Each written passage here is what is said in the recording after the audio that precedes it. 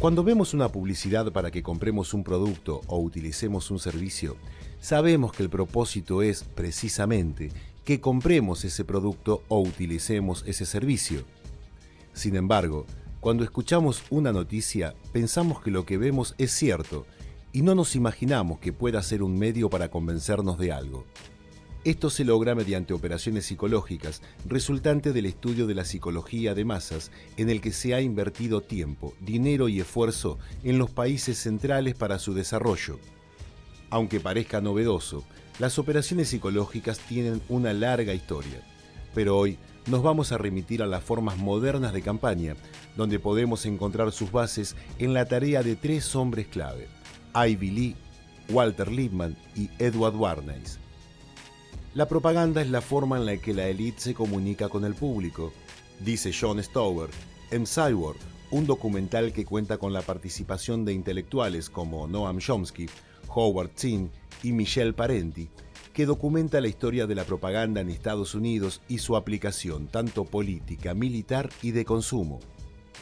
Cuando la Standard Oil de John Rockefeller sufre una crisis de lo que hoy denominaríamos su imagen pública por una serie de represiones que realizaba una Guardia Nacional mantenida y dirigida por este megamillonario, y luego de reprimir una protesta obrera con un saldo de 19 muertos, la compañía determina que hay que cambiar la imagen pública que estaba aumentando la resistencia popular.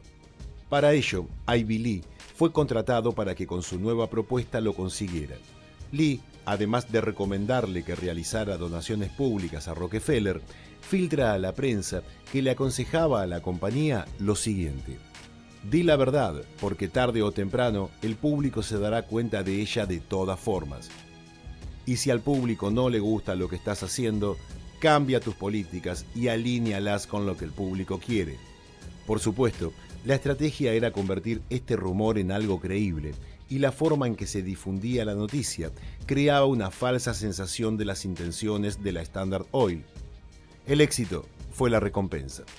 Tal vez no de la manera completa que se hubiera querido, pero marcó un mojón del que de ahí en más sería un avance de las operaciones de este tipo.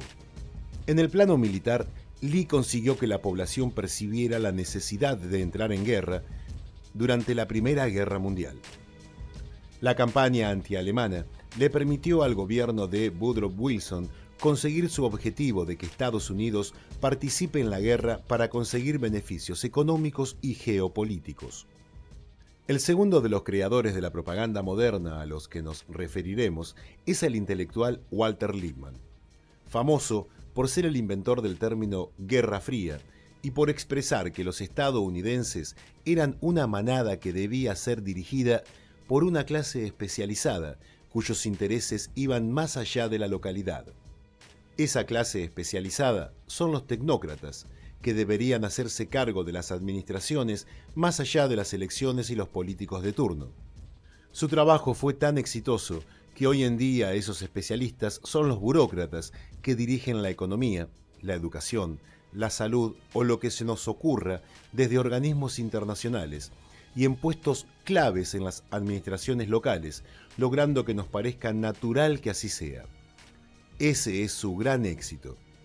Estos notables expertos son educados en universidades que las empresas de multimillonarios han construido o sustentado.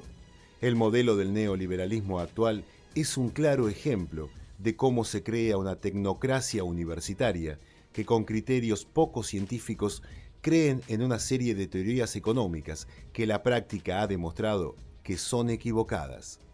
Lippmann sostiene que el papel del periodismo en esta conformación es clave y lo considera como un trabajo de inteligencia que impone las políticas públicas a seguir por las masas. La realidad hoy cruelmente nos muestra lo acertado de sus planteos.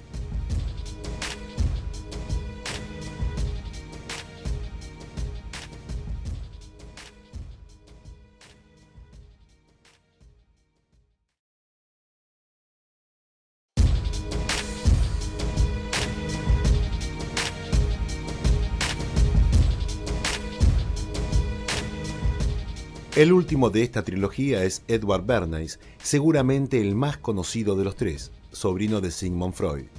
La revista Time lo contó entre las 100 personas más influyentes del siglo XX. Bernays, un estudioso de la mente, es quien estableció la relación entre el deseo inconsciente y la publicidad. Si entendemos el mecanismo y los motivos de la mente grupal, entonces ¿no es posible controlar y regimentar a las masas según nuestra propia voluntad sin que ellos lo sepan? La reciente práctica de la propaganda ha probado que es posible, decía Bernays con absoluta razón. Seguramente su primer éxito fue lo que le abrió las puertas. En una sociedad donde estaba mal visto que las mujeres fumen, era una traba para el crecimiento de la venta de cigarrillos. Philip Morris le encargó una campaña para aumentar sus ventas y los resultados fueron tan asombrosos que aún nos sorprenden. Para sus fines, consideró la necesidad de cambiar la imagen negativa del cigarrillo por una sofisticada y liberadora. Contrató a un grupo de esbeltas modelos y les indicó que sacaran juntas sus cigarrillos a su orden y fumaran ante el público. La prensa estaba convocada y esperaba el espectáculo que Bernays denominó hábilmente Antorchas de Libertad. Bernays sabía que había surgido un movimiento feminista que luchaba por la igualdad de las mujeres y se dio cuenta de lo importante que resultaba utilizarlo para sus fines. Y logró que las mujeres asociaran feminismo, liberación y fumar, introduciendo al consumo del tabaco a millones de mujeres que luego lo pagarían con su salud. Bernays creó el sueño americano.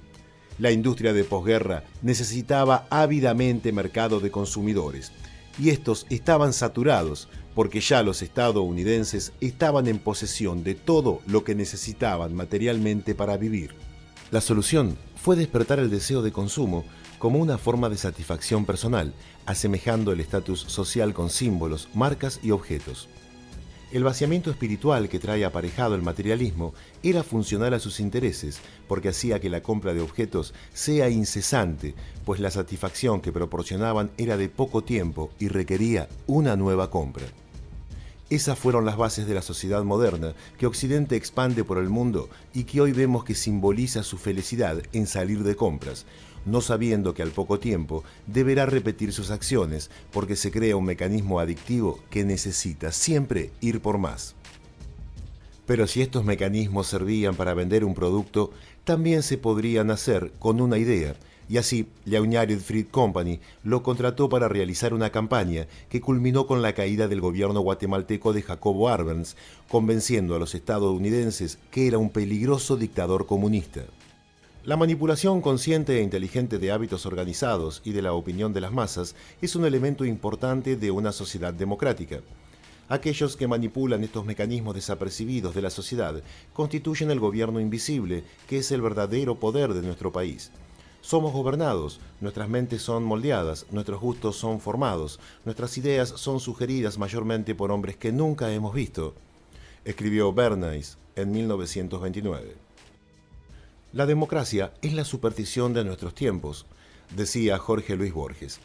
El mundo moderno aprendió cómo manejar la opinión pública. La necesidad de rectificar el lenguaje, modificar términos y significados resultan una pieza fundamental en la idea de manipular el pensamiento. En su novela 1984, George Orwell nos muestra cómo la neolengua es una de las bases que permite manejar las masas. La realidad actual tiene algunos inquietantes parecidos. Hoy no hablamos neolengua, pero sí sabemos que hay términos que son políticamente correctos y otros que no. Lo asombroso es que muchos de quienes tienen sentimientos anti-establishment, que se sienten revolucionarios en sus ideas y pensamientos, en realidad responden a estos laboratorios de operaciones psicológicas que están en los países centrales y son financiados por los personajes más poderosos del planeta, que nos dicen cómo debemos pensar, cómo actuar, cómo sentir. El sistema democrático de corte occidental no escapa a la regla. Nuevamente, Noam Chomsky nos dice que en su país los ejercicios de marketing se llaman elecciones y nos hace notar cómo la campaña de Barack Obama fue premiada por la industria del marketing como la mejor campaña del 2008. Casualmente o no, fue financiada por gigantes financieros como Goldman Sachs y ya sabemos cómo se está paliando el tema de la crisis con ayudas a los bancos que paga toda la sociedad. Las operaciones psicológicas pueden hacernos creer que un presidente puede ser antisistema solo por su color de piel. Sirven para apoyar, pero también para destruir. Hoy vemos cómo gobiernos populares en Latinoamérica tienen serias dificultades para comunicar sus éxitos económicos y sociales, mientras son hostigados hasta por quienes, paradójicamente, se ven beneficiados con sus políticas. Pero no es solo patrimonio de nuestra región. Actualmente se generan primaveras que son aplaudidas por millones y terminan en desastres calculados. Antiguas superpotencias como Rusia retoman su papel de peligro para las sociedades occidentales, o una China que durante sus más de 5.000 años de historia nunca fue expansiva, hoy se presenta con ambiciones de dominar el mundo. Si nos preguntamos por qué el mundo está como está, las respuestas son muchas, pero hay una, las operaciones psicológicas, que debemos incorporar. Estas campañas psicológicas, que pueden influir en el ánimo de las masas de manera muy precisa, causar euforia, esperanza, depresión o desánimo, aceptar pasivamente políticas injustas o hacer revoluciones, han logrado que voluntariamente aceptemos lo que quieren de nosotros.